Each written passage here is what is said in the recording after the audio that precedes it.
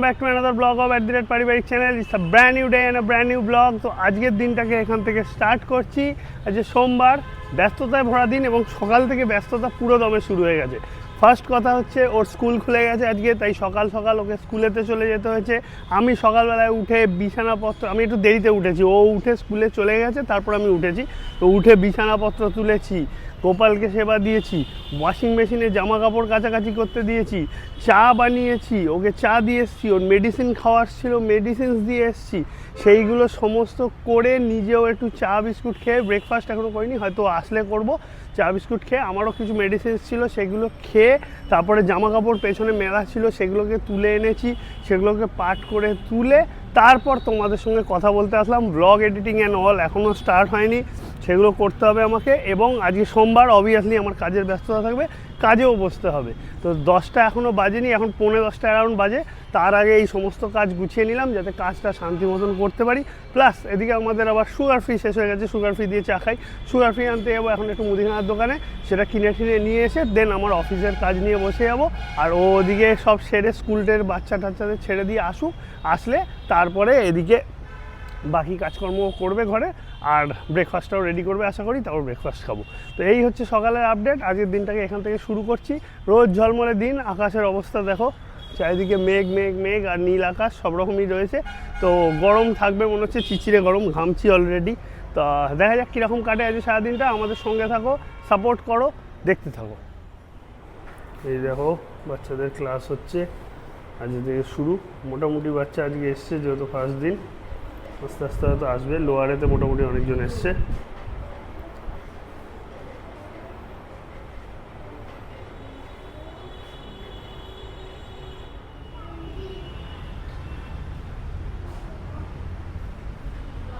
Hi friends, good morning, welcome back to our channel @পারিবারিক। রোজকার মতো আমার ব্লগটা আজকে এখান থেকে শুরু করতে চলেছি।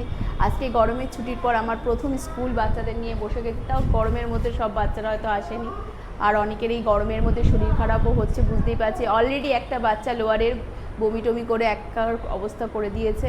তো যাই হোক, আমার ঘরের এখন ক্লাস চলছে। গরমের ছুটিতে যা যা পড়া দিয়েছিলাম বা করিয়েছি সেগুলো এখন বোর্ড ওয়ার্কের মাধ্যমে বাচ্চাদের দেখছি যে কতটুকু কী শেখা হয়েছে না হয়েছে, সেগুলো নিয়ে তারপরের এগোনোটা করব।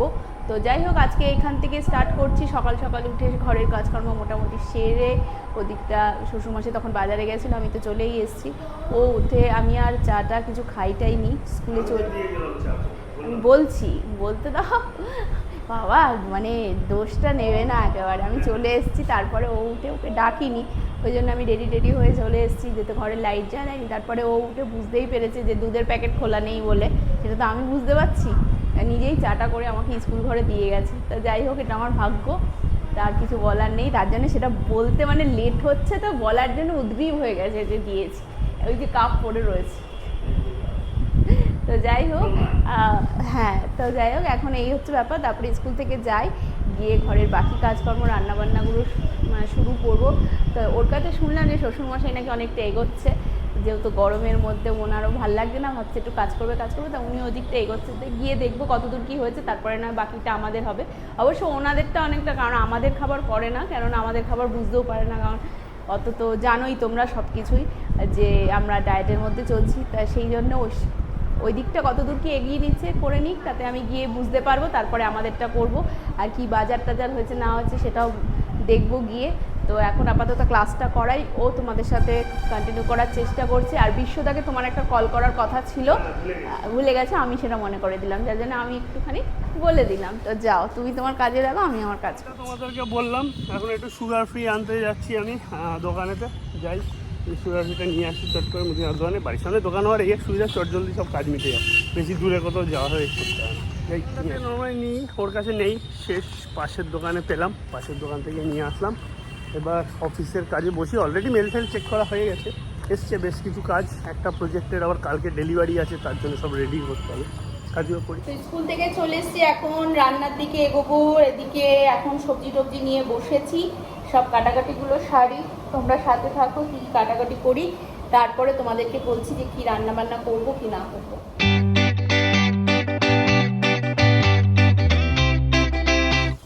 এখন দুজনের মিড ডে ঘোল, মিড ডে ঘোল মিডের গোল দুজনের এখন খাবো। মার ফোন এসে গেছিলো, আবার মার ফোন সবজি কাটতে কাটতে মার ফোনটা রিসিভ করলাম, তোমরা দেখলেই তো। যাই হোক, তারপরে আবার কাটতে বসে গেছি, তার মধ্যেখানে ওকে আবার একটুখানি ওর আর আমার দইটা ঘোলটা খেয়ে নিলাম, দইয়ের ঘোলটা। ওইদিকে অলরেডি রান্না কিছুটা এগিয়ে গেছে, এইবার আমাদের রান্নাগুলো রেডি করছি ঝপাঝপ।